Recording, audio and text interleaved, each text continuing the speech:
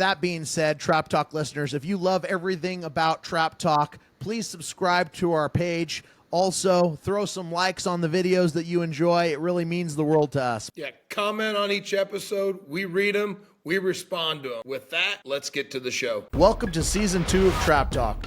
Brought to you by Krieghoff.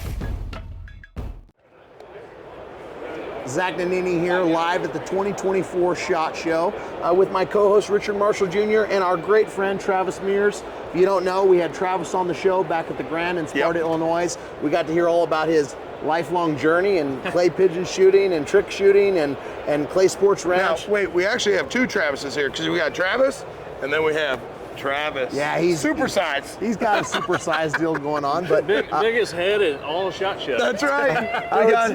We got the biggest head. You are correct about that. That is true. But, you know, Travis, we just wanted to catch up with you. We had so much fun seeing you at Sparta when we did that exhibition. Now we're here at, SHOT Show. How's your week been? Any cool updates? Tell us about what's going on in Texas. Yeah, what's Fill happening? us in. SHOT Show is a ton of fun. It's right on the backside of hunting season, so I'm in slight depression right now out of hunting season. But as we gear ourselves up for another shotgun season, SHOT Show kicks it off. And coming out here and seeing all the faces, seeing all the new products, on the range side, we've got to figure out what the new stuff is that we can bring to the people in the retail locations. But on a personal side, I just get to see, friends and partnership contacts. And it's just an awesome way to kind of bring the industry together and have a little fun too. We're in Vegas. So that's right. I know you're a little depressed about the hunting season being over, but I seen some cool pictures of you hunting. What were some of your great trips that you went on this last year? I had a really good hunting season and it ended really well too. But I went to Argentina and shot a water buffalo, a red stag in the summer, and then shot a nice whitetail, shot a nice mule deer, chased elk, and ended up getting my dad a really nice elk. But really it was at the end of the season. I got my wife on a monster buck. Saw that. Yeah, big whitetail. Raylan? Yeah, she did really good and shot, a deer that's bigger than anything I've shot by 1 inch. By 1 inch. 1 inch. So excited for her, excited to see that big deer on the wall. But again, slight depression, hunting season's over. Yeah, but that means shooting season's on the way, right? I know. We got a little bit of this, and we're leading into the season. So I know you shoot sporting clays primarily. Right. Is there any big shoots you got coming up on the books? Yeah, we got my first trick show of the year is the junior shootouts, the San Antonio Rodeo shoot coming up in February. So that'll kick off the trick shooting season for me, and then we got a lot of big sporting clay shoots this year. I'm going to the World FITAS, the World English, the regionals, the state. But more importantly, I'm hosting the South Central Regionals and FITAS Slam at my club in September 4th through the 8th. It's going to be huge. There'll be 1,000 shooters, and bringing them all to Fort Worth. And man, I'm going to try to put on the best show I can. Maybe we should try to end up in Fort Worth. You think I could do that low gun mountain? Well, we saw in Dubai. It didn't really work too well, but we'll Put hopefully you on the get 16-yard line. I need some help, Travis. You can teach me. I gotta have to cut my Kickies pads so I can do that slide mount. Oh Lord, here we go. Yeah, we can make it work. But what? Any other new stuff going on with your club? I mean, man, we're gonna have a big season. We do over 100 events a year, and we do a lot of stuff to try to bring in new shooters, ladies events, and beginner shoots. And, so we try to cater to the guys that shoot all the time like we do. But more importantly, we want to bring new people in. And so it's going to be a big year, and we want to throw as many targets as we can.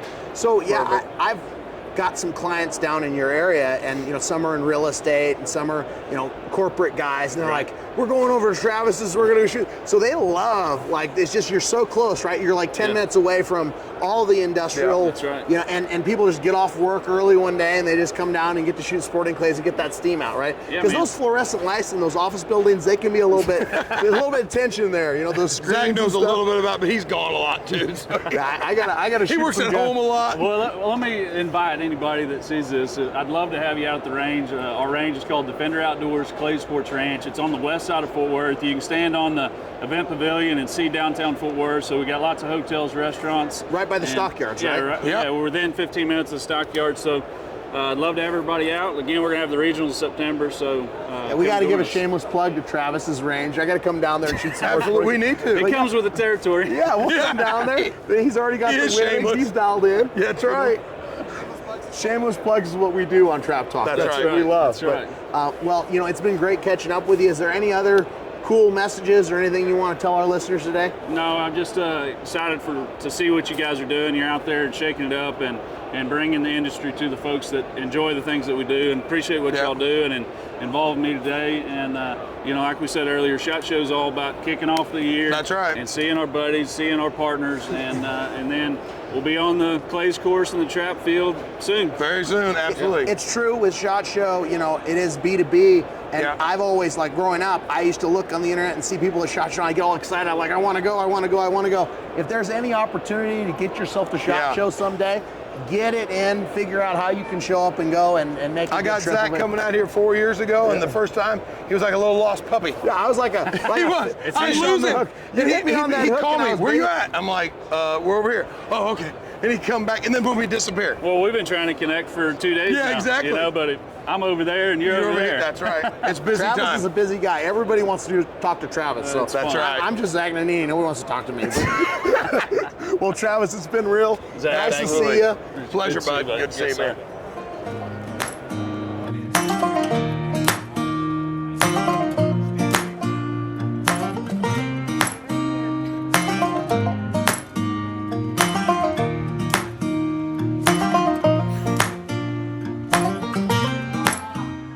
Welcome, Trap Talk listeners. Zach Nannini here at the SHOT Show. We're at Remington. We're talking a little bit about some gun cleaning products. I'm here with my friend Daniel Deeb, and we're talking about rem oil. I mean, I should clean my gun more than I do, but every time I do clean my gun, I use these rem oil products. So, Daniel, tell me what the shooters need to know about gun maintenance. We're trap shooters. We shoot a lot of clays, sporting clays, and go around the country doing that.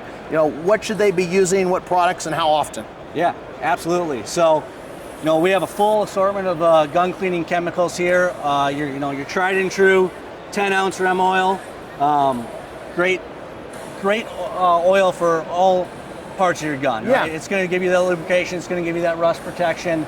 I use that every time I'm done shooting. Right. I have the small one. So this is a 10. They have a 6, right? A 4. A 4. Yeah. So I keep the 4 in my case. Yes. And then what I'm usually doing, because I don't do a lot of barrel maintenance cleaning, I'll just have a rag and I'll spray it on a rag and I'll just wipe the barrels because of the fingerprints. Yeah. Our biggest thing is that fingerprint rust that we get when we're shooting. At the end of the day, we're sweating, and it just eats away at our barrels, and we don't like that. Absolutely. And if you don't want to carry an oil in your bag, we have wipes. The 24 count wipes fit great in the bag. Same thing. It's a saturated wipe that's going to wipe away those prints. See, I should have those because I've got absolutely. the rag. I'm Italian. I'm cheap. I just got the rag and I spray it. But if you just go a little bit more money, guys, you spend an extra $5. You can actually have throwaway rags where you wipe it down and you don't have to keep a greasy rag with you all the time. You guys think everything, don't you? We try to. So what else we got? We got the shotgun cleaner. Yeah, we got the shotgun cleaner. If you just want to spray out your chambers reaction, that's just going to blast all that grit. Is that good powder for choke tubes too? Yes, it'll work on both. Okay. Actually, on the choke tubes, I would probably say go with more of the bore cleaner, the bright bore. Okay. Soak your choke tubes in those. Put some of this on a bore snake or whatever you want, run it down your barrel. So with this, you could take the choke out and you can get it on the knurling, let it sit. It's going to break down that plastic a little bit, scrub it, and then you're get a good brass to go. brush in there. We actually have a cleaning kit. Use one of them brass brushes. Get in there after it's been sitting, and that'll scrub away all that plastic. So this will de-plastic it. Obviously, this is going to wipe it. This is going to degrease and degunk. Yep. So if I've got a semi-automatic type of gun and I'm wanting to get the carbon out, hit it with the shotgun cleaner. Absolutely. Go in there, shotgun clean it, blow it out, and then once it's all dry, lightly coat so that we have some lubrication, correct? Yes, absolutely. Yep. So. Yep. I actually don't have it on here for display right now, but we have a dry lube, which is going to go on, and it's going to be instant dry, so it's going to give you that lubrication, but it's not going to collect all that dust or powder because it dries. It's dry. It's dry. Yeah. So I get with that oil. It does have a stickiness to it where it will attract some stuff. But now, can that be good or bad? It looks glossy. I like that on my barrels, right? Like when I'm spraying my barrels, it looks so nice to hit it with that rem oil, I think, right? when you're putting your gun in your safe and you want that barrel protected and stuff, put a nice thin layer of rem oil on it, you're going to be good to go. You add a dehumidifier into your safe, make sure you keep that humidity out. Is that electronic? It is. You actually put it in your safe. These beads are yellow at the moment, being they're dry. They're going to collect moisture and turn green. When this is green, You simply plug this in. There's a plug in here. You plug it into the wall. It dries those beads out, and you're good to go. Put it back in your safe. Oh, baby. Yeah. So it uses many, many, many times. Yeah. How long will that thing last? 10 years. I need one of those. I've been rusting way too many guns. It's simple, people. You just got it. You get the Remington, you get the oil, you keep the guns right. What's the problem? Yep. So these are singles. Single wipes, easy for a range bag. Throw them in your range bag, wipe it down. Wipe it down, throw them away. Okay. Yep. So what's the difference between all this stuff and this action cleaner? Like, is this different than that, or is it the same thing for rifles, basically? It's pretty much the same thing. Mostly just different size cans. So you got your 18 ounce when you got to get a lot of crud out of there, versus your 10 ounce. Okay. So more rifle action where you're going in there cleaning the 700 and stuff like that. But the shotguns, they use a little bit more. They got a lot more area and bolts. Absolutely. So what other cool products do we got here? So we actually are just launching in 2024 here a line of soft good gun cases, range bags, and shooting pouches. So we have our Premier line, which is 18-ounce wax canvas. It has a flannel interior, leather accents, and brass hardware. Okay. So yes, that's nice. So that's a soft flannel inside. Yep. And canvas. Now that's water resistant. Water's going to run right off this. Bead off, run right off. It's like a waxed type canvas, right? Absolutely. And then you got the. I mean, this is all high quality stuff. And then to accompany this, we have our range bag, which again, same materials, wax canvas, the leather, the brass, easy open pockets. We actually have magnets. Oh, you tricked me with that. I seen the lever. I was about to go work, and you just popped it out. Right. So you don't have to sit there and work this. Again, you have the same interior with the flannel We'll start interior. that. Top it up. You want to just take it from the top? Yeah, we're shooting right here. It's okay. Just start at the bag. Start at the bag? Yeah. So tell me about the bag. Yeah, so this accompanies the Premier line of the gun cases.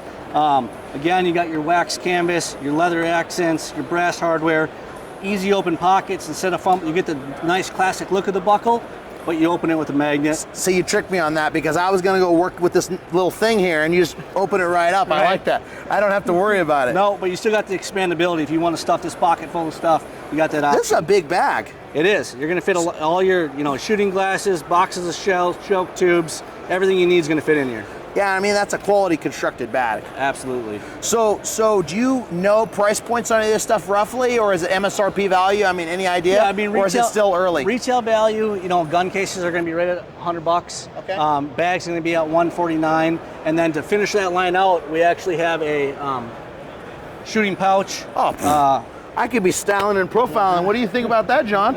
I'll be rolling that, put some nitros in there, some SDSs, walk around with my canvas back. You guys are hooking it up. Well, I like that it's water resistant too, right? Yes. Because a lot of times we do shoot in the rain, and that water resistant is a nice quality product. And there's a lot of people that make these kind of bags, but they're not quality. Right. And so I think in our game, in trap shooting specifically, people want something that's going to stand up a while and have some quality, and they can buy once and it can just last. Yeah. That's what the wax is. Yeah, that water will bead right off of that wax canvas. So you're talking, your $2,000, $5,000 guns. Put them in a nice case and protect that investment. Maybe the $20,000 guns. Right. And then these are just regular sheaths. Now, do you recommend sheathing guns in the safe or not? I mean, because I've heard different on that. I personally wouldn't recommend it. I think that's just more room for moisture to build on the gun. That's kind of what I've thought. So don't sleeve them in the safes. No. Spray them, put them in the safe dry, have your moisture control there, and then when you're traveling into the safe. Yes. Yeah. Okay. And then to talk more on the sporting clay trap shooters, we have a trifold case. So if you're traveling with your hard case, you put this in your check bag. When you get to where you're going, easy access. Well, the thing I like about this one, because I have this case, and when I went to Sporting Clays Nationals, when you're going around the courses, if you don't have a cart, you can wear it as a backpack and you can walk your gun around. That really helps, because otherwise you're just lugging the gun, you're lugging your bag and everything, and it's a pretty big course. I should probably just get a golf cart, but I could use the steps. Yeah. And then kind of another piece to go with that golf cart is neoprene sleeve. So again, it's going to be something that you're going to. That goes in the back of these rigs. Yep. Slip your gun into, put it in the back of your Ranger or your golf cart, whatever it is. It's going to protect it from rain, dust, dirt, all that. So another great product to add to the lineup. Well, you've shown me so much. I think at the end of the day, we're just talking gun maintenance, and people spend a lot of time in the sport. They spend a lot of money buying this stuff, and it's important to keep it and give it to the next generation. The good news is you guys make quality guns that are going to last a long time. So if we take care of them with the good products, then they're going to be around for the kids, the grandkids, and all that kind of stuff. So, well, anything we're missing? No, I think we've covered the lineup pretty well. Well, Daniel, it's been real. It's been fun. Love SHOT Show. We're going to see stopping by. Oh yeah, we'll always stop by with a nice friend. So thanks for giving us the education today. Absolutely.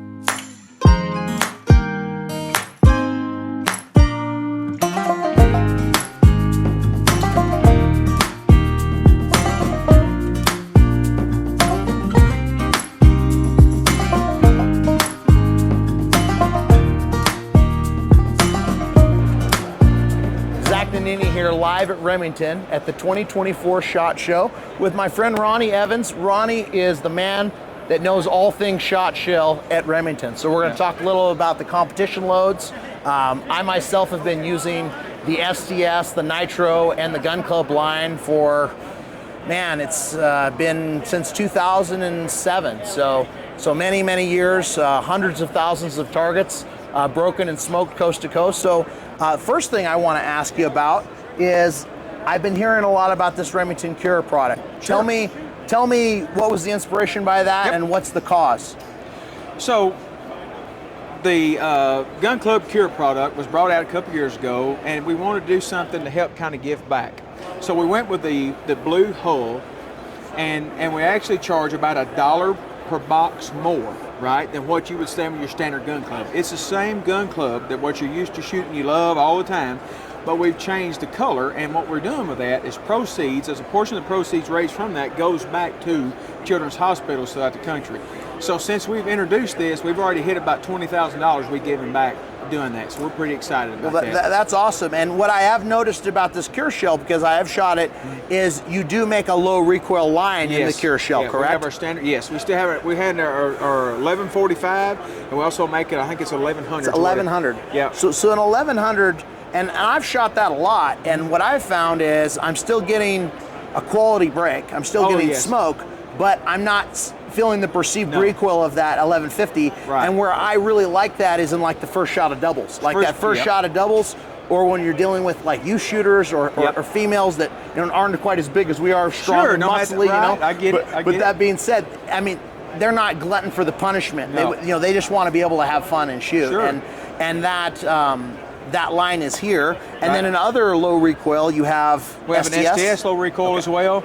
The same load configuration. We're at 1,100 feet per second.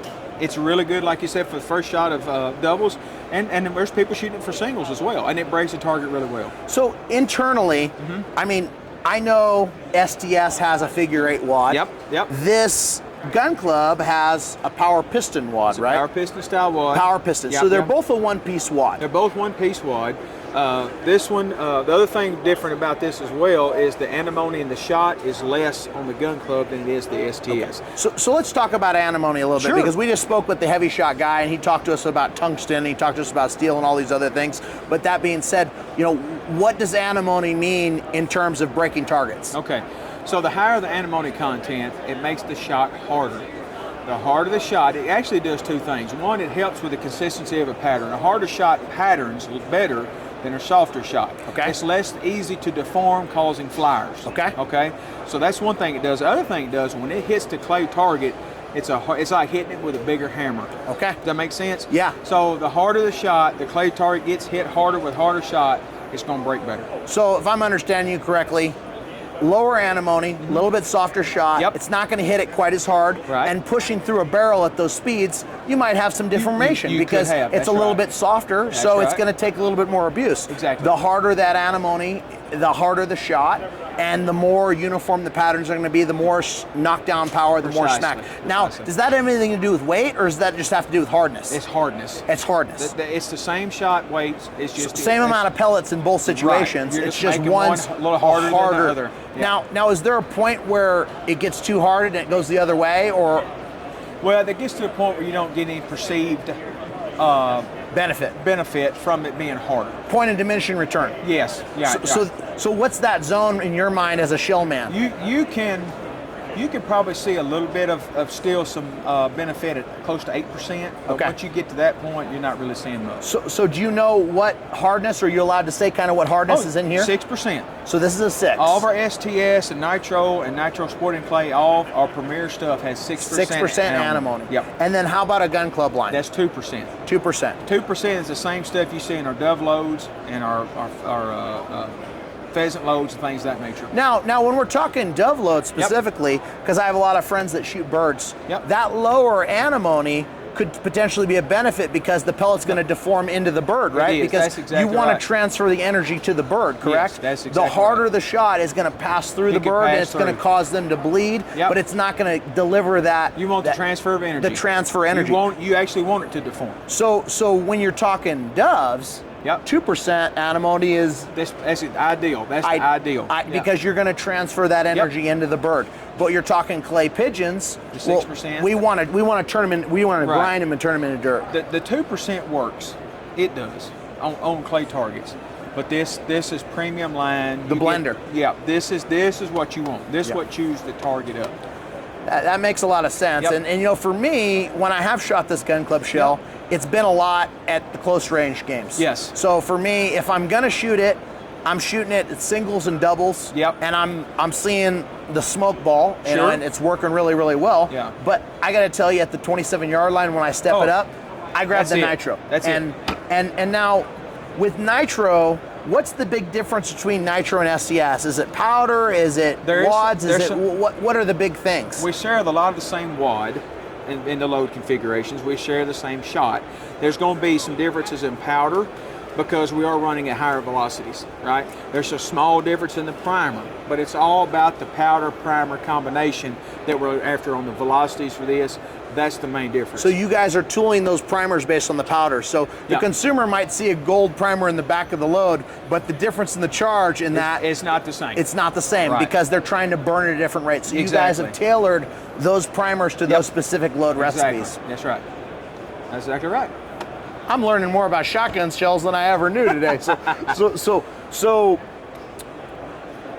we've got 3 different shells: premium, and entry level. It's entry level. Entry level and with a good cost. Yes. So is there anything else we need to know, or is there anything else changing in the world of shot shell coming down the line in target shooting? I mean, have you guys talked about like the next advances or the things that? Well, you know what we've got such a really good product line here, and you don't want to ever rest on your laurels, but we're always looking at different load combinations, right? So like one of the things we did in our Nitro Sporting Clay line, we offered a 1 ounce 1290 this year that's new. 1 ounce 12 gauge 1290. It's really fast for your sporting clay shooters. It's got maybe those long crossers and things of that nature. But we're always looking and evaluating what's the load that our target shooters need, right? So we always are looking at that. So, and we take feedback from guys like you and our other customers. Say, hey, you know, Ronnie, what have you thought about this? Have you thought about that? So those things. The thing is, I think, you know, in trap shooting, you know, you talk about speed, and we're talking about like this shell comes in at 1235. Yep. And you know, there's a point of diminishing return with speed, because if you keep going up with speed, in my opinion, you could get some blown out patterns, Sure right? could. So at some level, we can shoot more of a shell than the ATA from the 27, but like, I want pattern density. I mean, I want that target to come in, and I want pattern density. And I think at some level, you're going to lose some pattern density if you just keep pushing it. Now, by dropping it to the 1 ounce like you did, you get that the pattern velocity. density back again, because you're not pushing as much through those forcing cones. You're not pushing as much through those barrels. You're not getting that deformation, because I think I've heard this from other people, and you're the expert, but the more load you push, the more susceptible you are to deformation, and Lord, yeah. and if you're pushing it with a lot of speed, it only makes it worse, right? You think if you've got a funnel, because that's what a forcing cone is. It's actually a funnel. And if I'm pouring, if I've got a quart of shot and trying to run it through there, it'd be more time. If I took a pint and poured it through there, right, it'd fall out quicker. You got less in there, there's less bridging, there's less, so it flows through better. So that's how you're able to get the speed without having a blown out pattern. Now, just so their listeners can know, where are all these shells manufactured? Every one of these is manufactured in Lone Oak, Arkansas. It's a Remington plant. Okay, so everything's made in the USA. Everything's made in the American USA. employees right there in Lone Oak. Right in the middle of the country. And they're making them, are these all made on the same line? Or is there different lines for these machines than this? There's a few things a little bit different, but they're almost all identical equipment side by side. Yeah, and then we talk about like hull. Yep. This, I mean, you guys extrude your own holes, you make your own heads, you do all the other thing. Here we're dealing with steel head. Yep. And then here we're dealing with brass. Yep. But they're all one-piece holes. All one-piece holes. All one-piece holes. You'll see that there's some little corrugation on the gun club, right? What's that for? That well, what it does actually thins the wall a little bit. Okay. Okay. So it's about taking cost out, so we can, for the help of the lower cost shell, right? Yeah.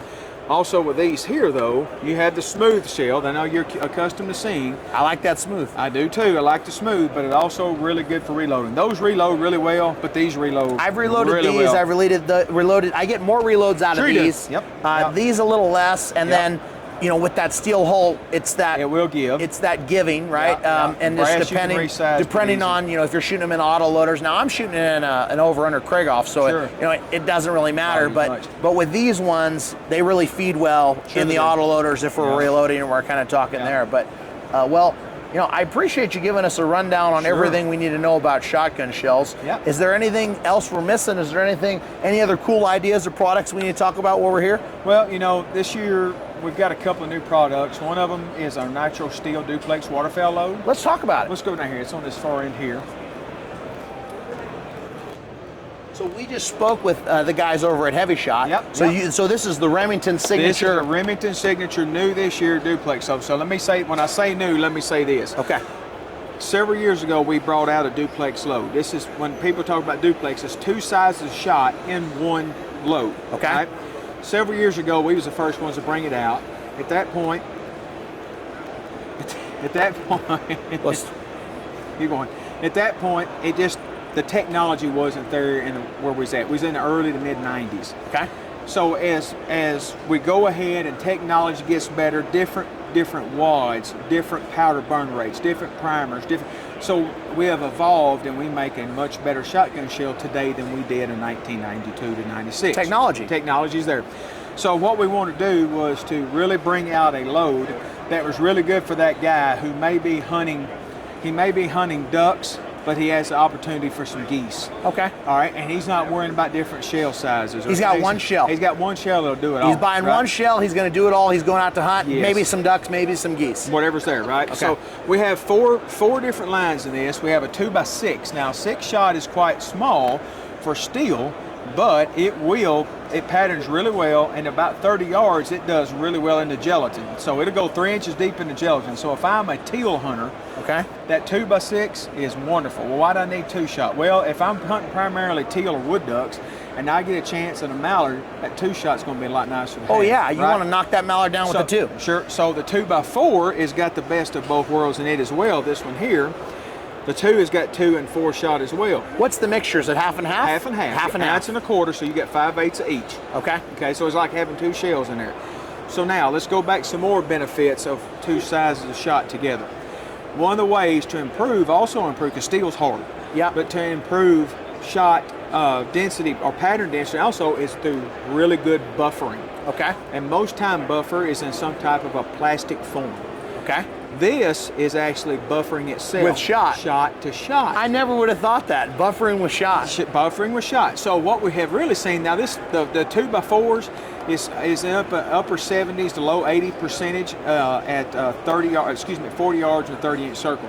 When we got to the BB by 2s and BB by 4s, we were seeing 90% of the pattern inside of a 30-inch circle 40 yards. So very much more pattern density. Very dense. Because it's buffering itself. That littler shot's carrying that bigger shot out the tube, like we talked about the funnel earlier. Yep. It's fitting through. Now this is an all steel product. All steel product. This is all steel. 100% So this is the guy getting into duck hunting. He wants a great shell for everything, entry level, not going to break the bank. Nope. He's going to grab the Nitro Steel Duplex and go to work. You'll notice that they're an OD green color with a black oxide cap. That does two things. One, it helps with concealment if you've got it in your shell, that you don't see a big brass shell coming out there.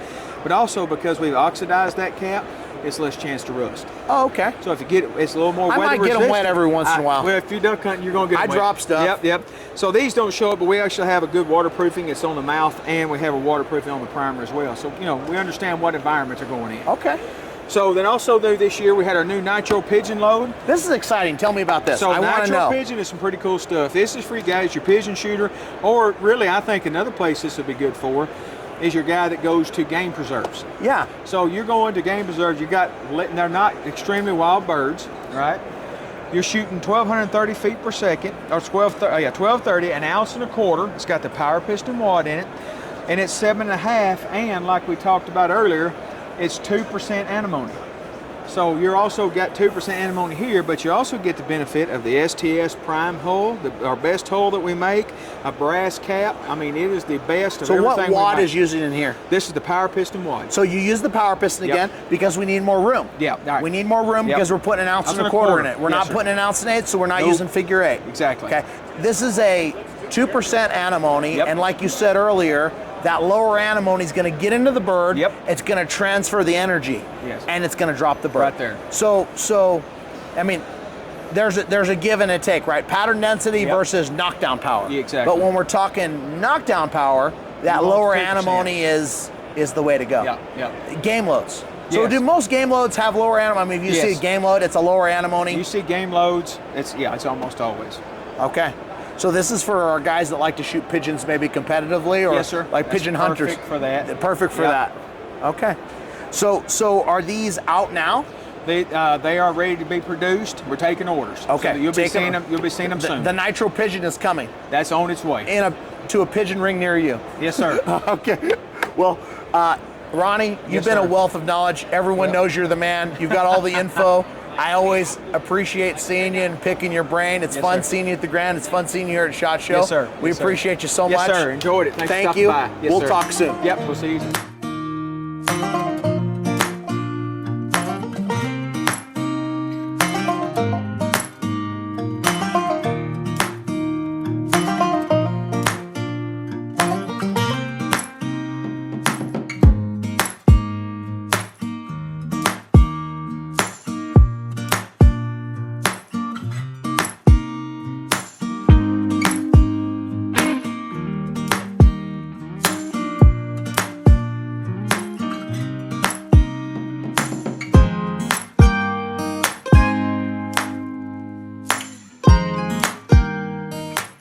Hello, Trap Talk listeners. We are live at the SHOT Show here at Briley with my good friend John Barnes.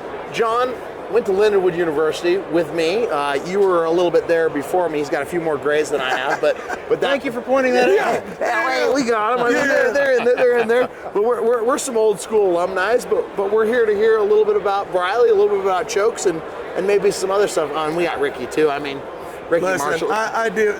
Zach's just a minion, guys. It's okay. I'm filler material. He's filler. We're gonna get him into some good chokes now, though, so he can start smoking targets again. So what do we got, John? Tell us all about Briley and Briley chokes.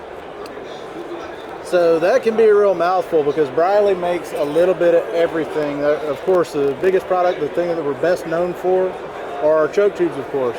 We make factory replacement chokes for guns that are threaded from the factory. We have a lot of chokes that focus on target shooting. We have several chokes that focus on hunting. Yep. And we also, another large part of our business is threading barrels that have fixed chokes. So we can add thin wall chokes into just about any type of barrel that's out there. And we also do make sub-gauge sub-gauge tube sets. These fit right in my Krieghoff shotgun. I've got some Brileys, and they will smoke targets and skeet because I do shoot all the disciplines. So I know, John, you come from a skeet shooting background, right? I mean, that's where you've made All-American teams before and state teams and everything. So a couple of them. Are those guys using more tubes, or are they using more fixed barrels, like 12 gauge, 20 gauge, 28, 410 set barrels, or four barrel sets? I mean, what's more common that you're seeing from the guys that are really winning? In skeet competition, about the most common thing that you'll see is somebody is shooting a tube set in their gun. Okay. You will see some people shooting 4-barrel sets, very few people shooting separate guns for different events. Okay. In sporting clays, it's a little bit of both, actually. Some people prefer to shoot tubes. Some people prefer to shoot, don't want to knock the hats That's over. okay. I don't want to lose my free hats. Little swag time. There we go. Remington's going to have to take a seat. It's okay. Now I get 2 logos in. You like that? Can't believe it fits that melon. I know. Look at this. It's like a bastard house cat, you know. So you said in sporting clays. In sporting clays, it's really a mixed bag, because some people prefer to shoot barrel sets or separate guns. Then some people do prefer to shoot a tube set. Okay. So we see a little bit of both, but in skeet shooting, it's almost completely tube sets, and oftentimes in a carrier barrel. And that's where we bore out a barrel, no longer fire 12 gauge through it, but it's meant to be very, very close to the same weight of your designated 12 gauge barrel. I see. So you'll take a barrel, make it no longer 12 gauge, just for tubes only. Correct. We take a lot of weight out of it. Like these are you can just drop these in some of the guns versus, like he's saying. Yeah, that's a drop-in set versus a fitted set. The fitted sets are 1-to-1 hand fit to the barrel. Yeah. Custom. Correct. And they're going to be a lot better for someone that's wanting to do it high level. Well, you have a carrier barrel. They are. The drop-ins work very, very well. But the fitted tube sets, they're really the best way to go. Okay. 1-to-1 hand fit to your barrel.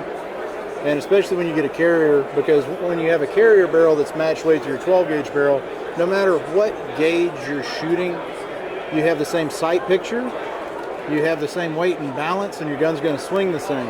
Okay. And one thing people don't take into consideration about barrel sets, they're great, they're fun. I have a couple barrel sets. I don't tell my boss about them.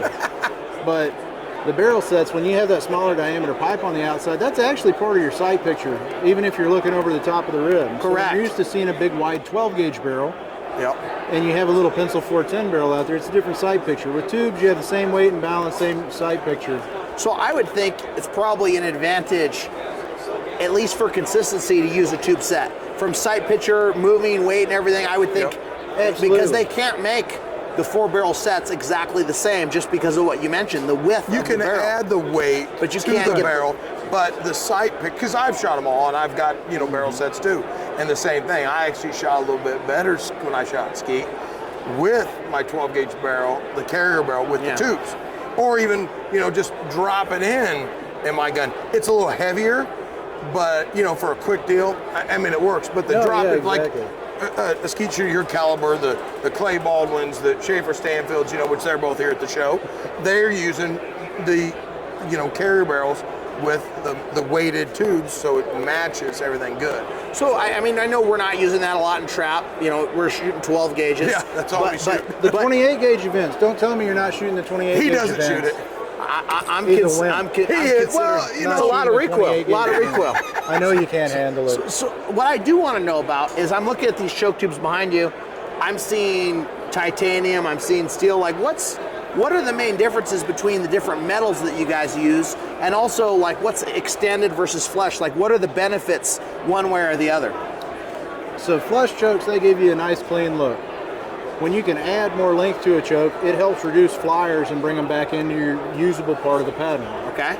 So when you can add more length to a choke, you typically do get better patterning from that. Now for materials, we make almost everything out of 17-4 stainless steel, which is some really tough stuff. It's kind of our standard for everything that we make.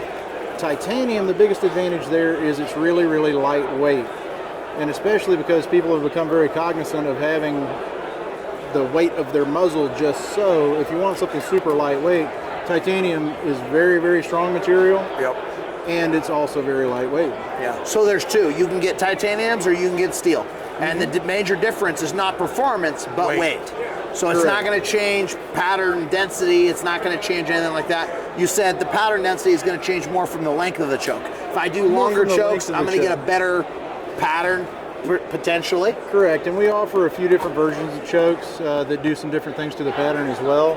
So a conventional choke, very, very popular for clay target shooters. Helix chokes are very popular, and we've rolled them over into our Helix Hunter line. That's a Helix Hunter line right there. Yep, so that's one of the Helix Hunters, and it's modeled after the sporting clays chokes. It's just beefed up so it can handle non-toxic shots.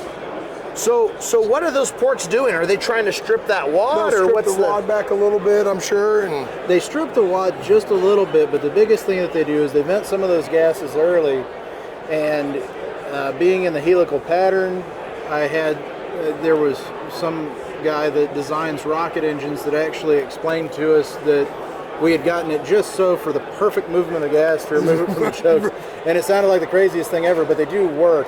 What they really do, so we all know if we've patterned shotguns, if you're shooting a conventional choke, you have 70% of your pellets towards the center of the pattern. They're typically within the first 30% of the pattern, and then they thin out as it gets towards the edges of your pattern. With the Helix choke, you retain the same outer diameter of the pattern, but the spread of pellets is more even edge to edge. So it takes that hot core out of the pattern. Okay. So hot core is not a good thing then technically. You want consistency across, right? Yeah, and all chokes you really... it depends on your type of shooting. If you're shooting Helix, you really, really want a hot core. Yeah. If you're shooting pigeons, you really, really want a hot core. If you're shooting clays, hot core is probably not necessary for everything. Maybe if y'all like to back up to the parking lot with this silly stuff and shoot I like the to see that 27-yard line. that black smoke ball out there. Oh, yeah. Zach he's a chipper chunker, you know. We call him Chip every once in a while, you know. So Yeah, but Hey, that you makes cut an sense. elephant in half, it still dies. On a Right? on a clay target, the density all Yeah. around better. Yeah. But if we're shooting pigeons, we're shooting doves, we're shooting what Helix, like you Birds, said, somewhere you we're gonna want- knock down. yeah. You want that energy in Yeah. a spot where you're actually gonna crush it. Like me, even pattern, more breaks, a little less smoke. Folks, listen. Light we smoke's shoot a lot okay. together. Light smoke's okay. Zach, there's not much smoke in his repertoire. Just say. Hey, I know you're No, not. he's got them cigars. Well, he all does. the That's the time. only smoking we get in his repertoire. So I know you're primarily a skeet shooter, so you're shooting skeet chokes most of the time. But if you were going to shoot some trap, how much choke would you use? So usually when I shoot trap from the 16, I'll shoot at least 25 thousandths improved modified. Okay. Yeah. Because I like to have that feedback that I'm actually hitting them really hard. Smoke 'em. I can tell if I'm off to the side. And same thing with skeet really. So I do shoot skeet chokes most of the time, but I shoot a little bit tighter than what a lot of people do. 5,000s? I usually shoot a little closer to Yeah, 7 IC. to 10. 10. Close to the IC. Okay. Then. Yeah, it depends on what I'm shooting. Both barrels. 10, 10? No, he shoots it. I'm IC a skeet the shooter. cylinder. I'm very OCD. Everything has to be the same. Same. Same. We'll throw in a couple full chokes, you know, like trap. I mean, you know, the center's the center. Now, I do you mean, ever play with that just for fun? Do you ever put fulls Oh, in yeah. and shoot skeet and just see what it does? I mean, just to find the It's center. a lot of fun. Just really It's a- blows. that's I when wouldn't do it you in a drop. tournament. Listen, I've done it in shooting a high 8 with a full choke, and all I know is you get a lot of black all over you. It's them white flyers. They're just going away. I went to a tournament one time. I got to the tournament. We go out to shoot doubles. Very embarrassing working for a choke company. I left my chokes at home. Oh, And I still had a pair of iMods in the barrel from when I was shooting some sporting clays. let her eat. So I decided, I shot a practice round that went really well, so I was feeling confident. So you know what? I'm just going to shoot them. To hell with it, we're going to shoot the double, see how this goes. There were people gathering around this field. It was at St. Louis Skeet and Trap a long time ago. They're watching this whole thing happen. Light I knives and ride shot 'em. the prettiest 88 the world has ever seen. Woof, woof. Like Wayne Mays over here. Well, you know what? Hey, listen, it happens. It's one of those deals, Oh, yeah. but Yeah, we switched to 20 gauge for the rest of the events and shot them. It went much better. It happens, but yeah, I mean, it's good feedback. I think, you know, a lot of people, at least in my opinion, I don't see them talk about chokes as much in trap. You know, you kind of leave one in. Yeah. You know, I know I'm a diehard full guy where I just leave the full in. Yep. That's what it is. I got improved mod improved mod in my over under, you know, 20, 20 and 30, 30,000. 20, You're 30. standing in a choke booth. You have to change every 5 shots. Every 5 shots. And you have to buy new ones every 200 rounds. It's important for pattern density. The good thing about Briley is they come to a lot of shoots. They support youth programs. They do a lot of discounted stuff for the youth. Hannah and Stormy are always on the road traveling. They'll be at the Grand American. They'll be at Ohio State shoot. I think they come up to the Cardinal Center. They go to the Cardinal Center a Yeah. couple times a year. Yep. You guys And got the best gun socks ever. Yep. I love those gun socks. Chokes are good. The hats are nice, obviously. I mean, hey, shameless plug. Thanks for the hat. I just stole this. Stop by, if you're here at the SHOT Show, stop by and see us. If not, stop by the one that shoots that they're at. Contact them. You can get them. Was it Briley.com? Briley.com. Yep. Get a hold of them and get your chokes from them. We love it. Thanks, Cool, John. that was fun, guys. Thanks, buddy. Appreciate it.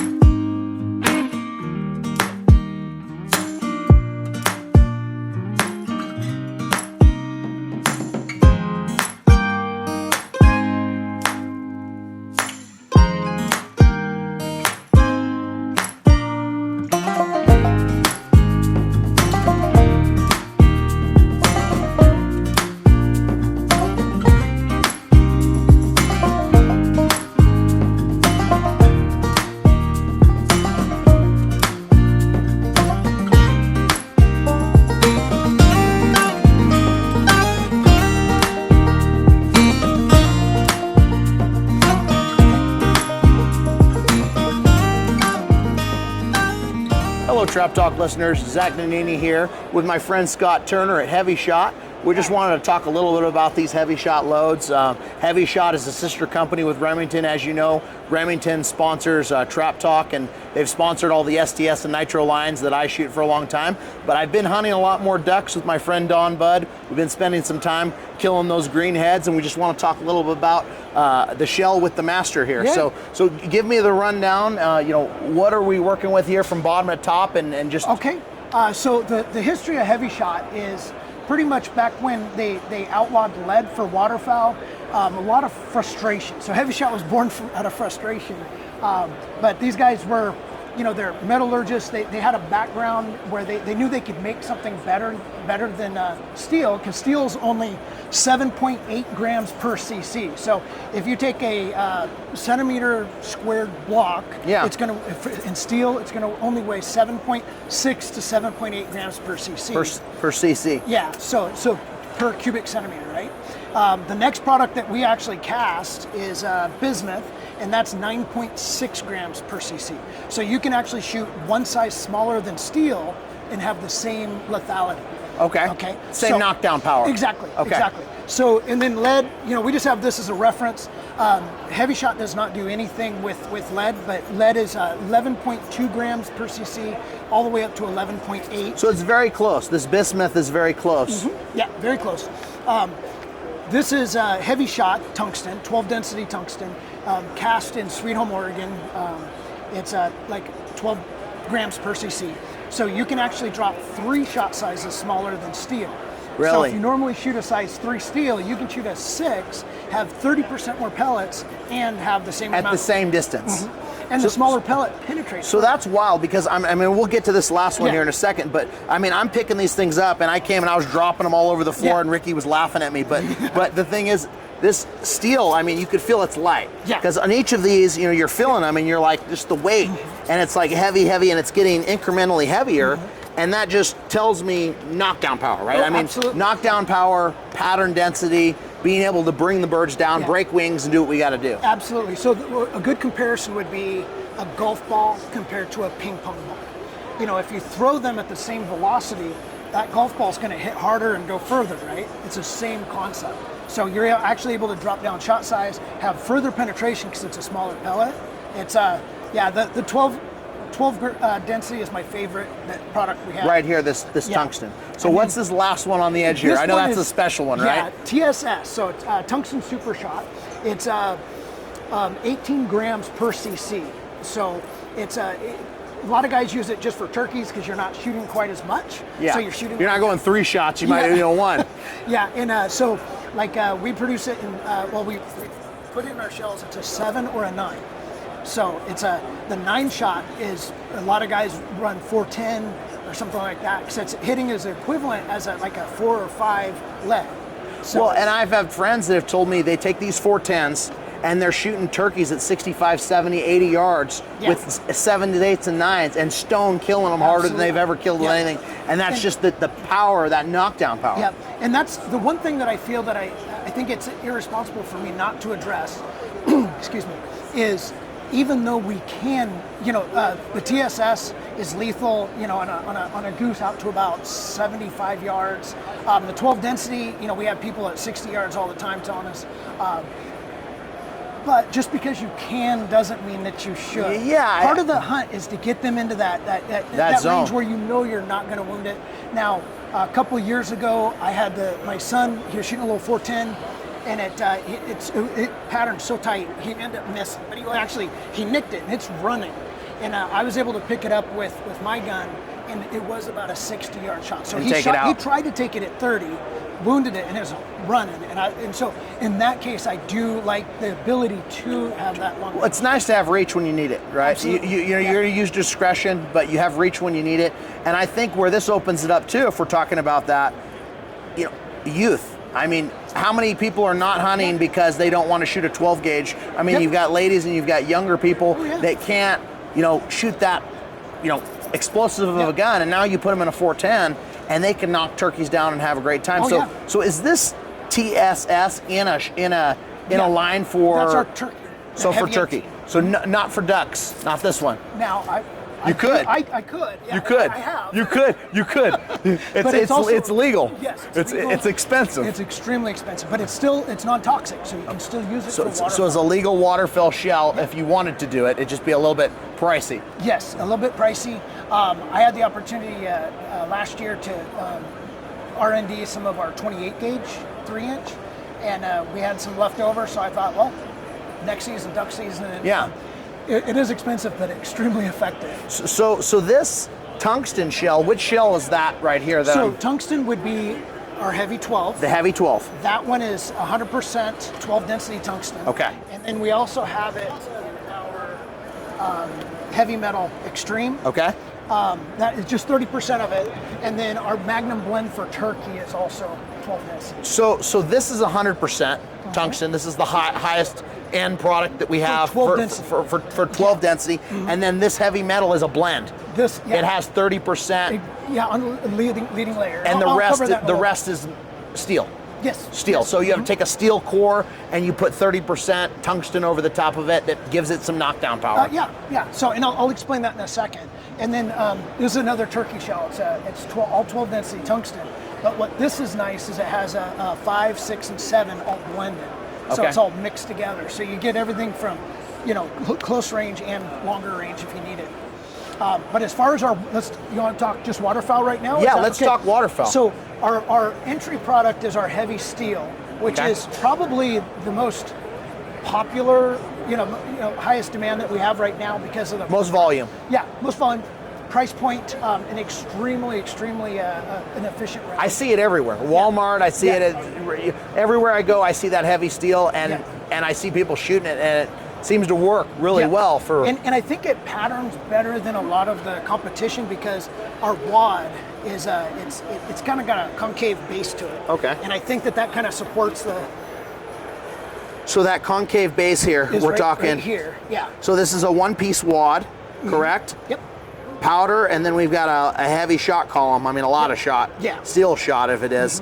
And this is a biodegradable crimp. Yep. Okay. Yeah, spacer. So we use a flaxseed.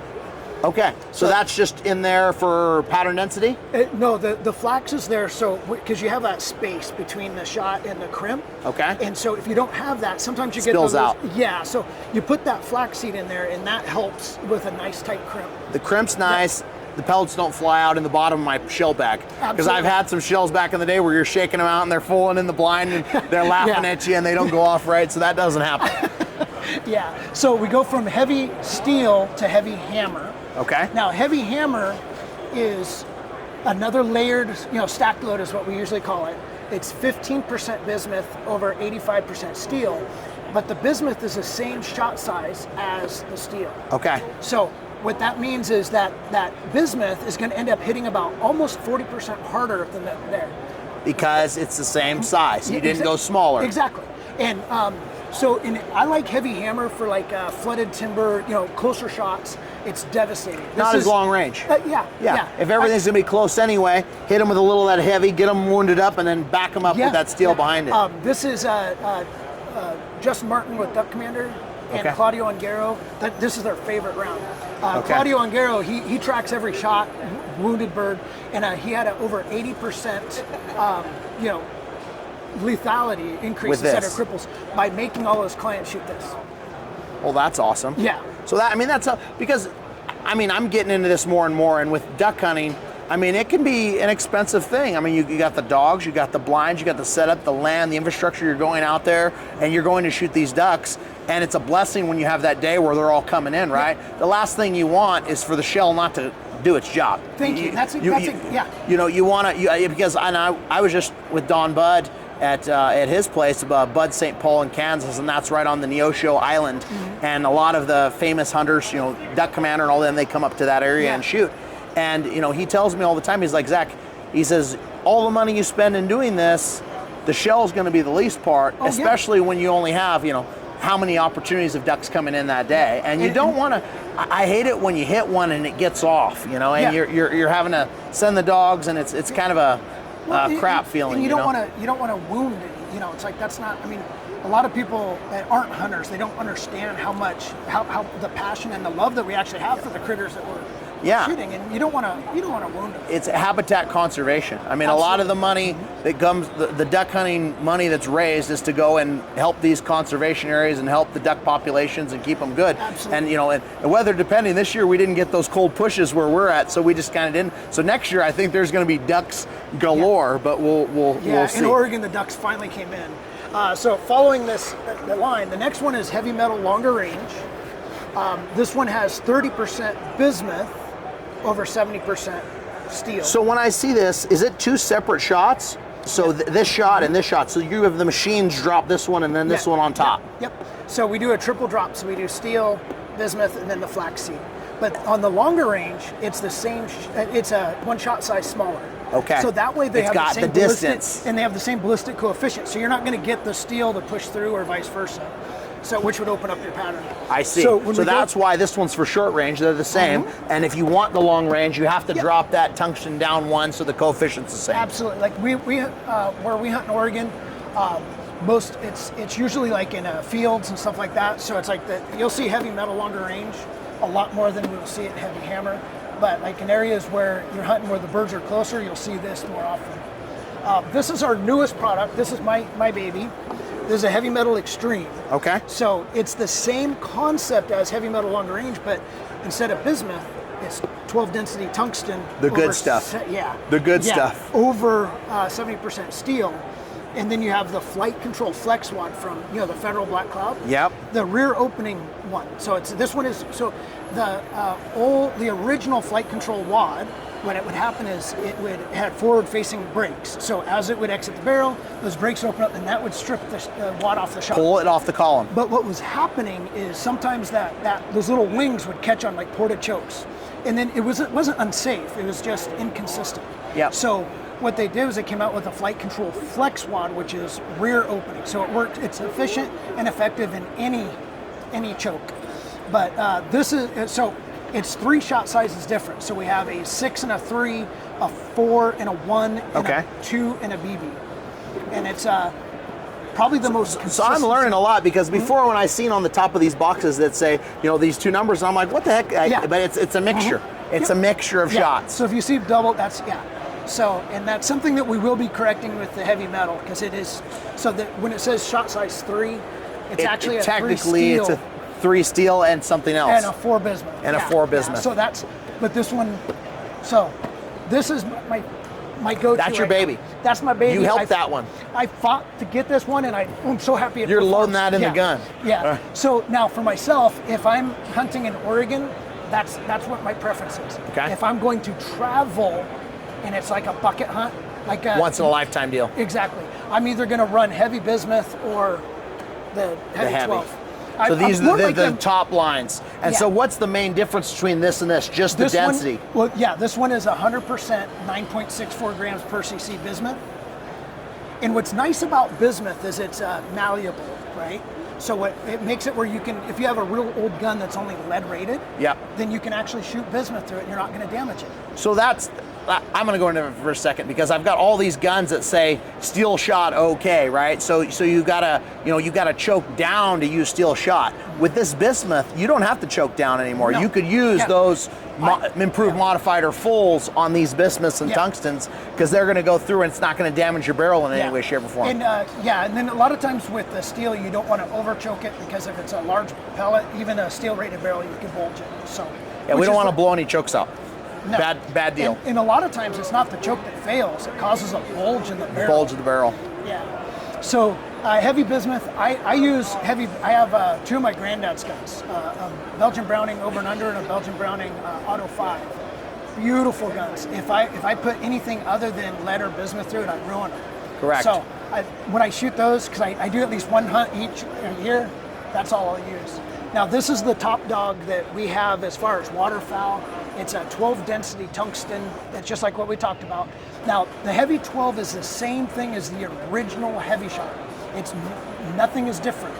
We just rebranded it. So instead of a 10 round box, it's now in a 25 count box. Yeah, because they used to have, and Remington used to have a shell that was a heavy, and it was kind of a green. It looked like an STS. I don't know if you remember it. So that's the Hevi-Shot. Yeah. So Hevi-Shot, when they finally were able to make the pellet, because when you alloy it, like some of the stuff that we put in there, it starts to melt at like 300 degrees, but the tungsten doesn't melt until 3,000. So and it wants to create like a cornflake.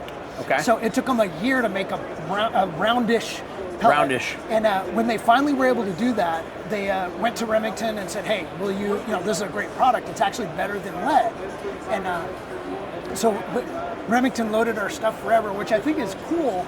Is now we're sister companies. Yep. So it's really because I still have a few of those shells in the bottom of my duck bag, and they're like, people are like, "Where'd you get that?" They don't make it. But that is this now. This is basically this shell. Oh yeah, and now Remington Wingmaster HD. Yep.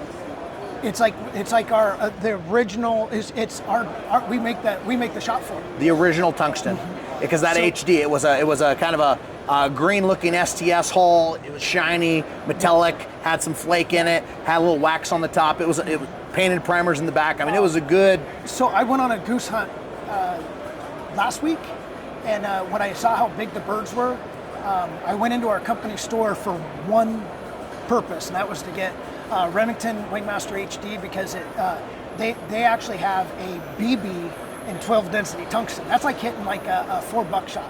Yeah, it's like shooting with a 9mm. Oh yeah, and it was an ounce and 3/8. Oh. It running at 1,500 feet per second. They're not going to suffer.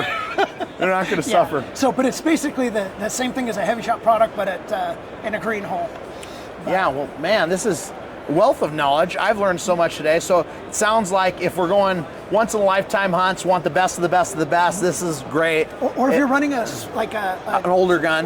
Or a sub gauge, like this. 20s, 28s. 28 is money. Knocks them down. Yeah. Right here is our high-end shell. Works all the time. Yep. Love it. And then that's the heavy metal's your baby. And all this stuff will work great too. It's just a matter of they all have their own little their own sections. Now a lot of times this is a person's first shell. You go out duck hunting the first time they go and they see what's on the shelf, they grab that. Yeah, or they go with the cheapest stuff and then they realize, man, I'm shooting 4 times as much as I need to. And then they'll go to this and then they'll kind of dip their toes in here and then they realize, wait a minute. It hits them harder. Yeah, let me try something else. So. Well, and I know some people that'll use that stuff like when they're going out and shooting cripplers or things like that, just in a shell to have, but if you're, loading up, why not use the good stuff? Why not, smack them hard, bring them down, makes everyone happy, keeps the stringers full, keeps the smiles big, but... So they, one of the things that they say about Hevi 12 is, pack in Hevi 12 and come out heavier because you're going to have all the birds. So. I like that. We're going to come out heavier. Yeah. Well, anything else we're missing? As far as waterfowl, no. But as far as our turkey, we only have 2 turkey selections right now. We have a Magnum blend, 12 density, and then the 18 density. And this is that heavy bad boy again. Yeah. If you want to blow some ducks up with this, it's going to be costly, but you can do it. It's going to be effective. Yeah. You can do it.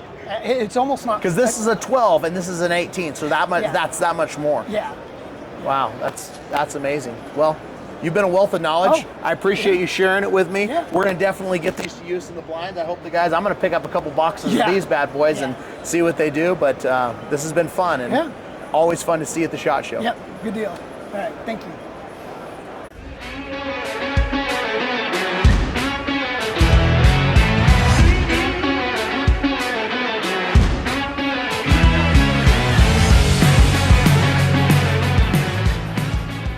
We do got to thank all of our awesome show sponsors that make this possible every day. Starting off with Wenig. They've supported me and Ricky for a very long time, and they make a fabulous product. Yeah, Winners Shoot Wenig. I've been with them since about 2005, and I wouldn't be where I'm at without Wenig, so I really appreciate all the support. So get a hold of Bobby, Luke, or Bill on the phone at the shoot. They'll get you in to get you a custom stock made. Remington, they've sponsored me personally for many years, and now they're sponsoring the show, and they make a great shell, the STS and the Nitro line. I've been smoking targets from coast to coast with these bad boys. Also, we have Game Masters 2. Our one and only Richard Marshall Jr. is there to service all of your gun needs. Yeah, I can help you out. Give me an email, call, whatever. See me at the shoots. We got vendor buildings in Tucson, Ohio, and at Sparta. So get a hold of me or anybody else at the store, and we can help you out. Yeah, I do like seeing you at the shoots, Rick, and the Tucson, and that kind of brings us to Tucson now. Another sponsor we have on is Shot Tracker for Season 2, and they are giving away a shot tracker at the Spring Grand, right, Rick? Is that correct? Yeah, we're going to give one away, and you got to be present to win, so show up to the Spring Grand. It's like having a coach on the end of your barrel.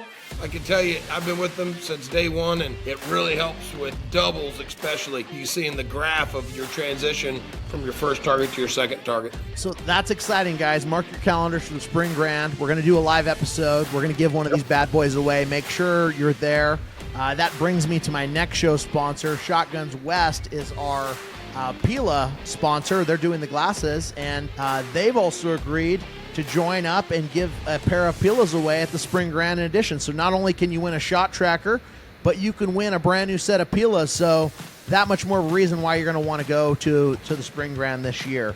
Another new sponsor, Outlaw Engineering. Good friends with Ricky, longtime trap shooting family, right, Rick? Yeah, Randy Freston II is the owner of Outlaw Engineering. His dad, Randy Freston, was past president of the ATA. They're from Utah. So get a hold of him at outlawengineering.com for all your engineering, survey, and development needs. We've got a new show sponsor, White Flyer, America's Best. Rick, you know a little something about breaking white flyers, don't you? Yeah, I've been smoking white flyers for years, and I was part of the development of the new Eco Flyer target that'll be available here in 24 or 25. They smoke great for an Eco Flyer. I mean, it is awesome. Really looking forward to that. Also, we've got SOS Clays. We had Greg on the show. Did an episode. If you missed it, I would definitely listen to that episode. There's a lot of great valuable information. Rick, what's your experience with SOS? You know, I've used SOS since they've come out, and I really love their app, and it's free also, but you can see scores live. That's what I love about it versus the old way of, wait until the end of the day till a score sheet's, printed up on the scoreboard. So it's just awesome. So get a hold of Greg at sosclays.com. It's the best shoot software out there. One last familiar sponsor is Gun and Trophy Insurance. Ricky, you know a little bit about them, don't you? I've been with Gun and Trophy. They've been a personal sponsor of mine for years. And get a hold of Cole or Larry Cushman over there. They can get you the best price for insurance on your firearms or your trophy animals. So we really appreciate them coming on the show.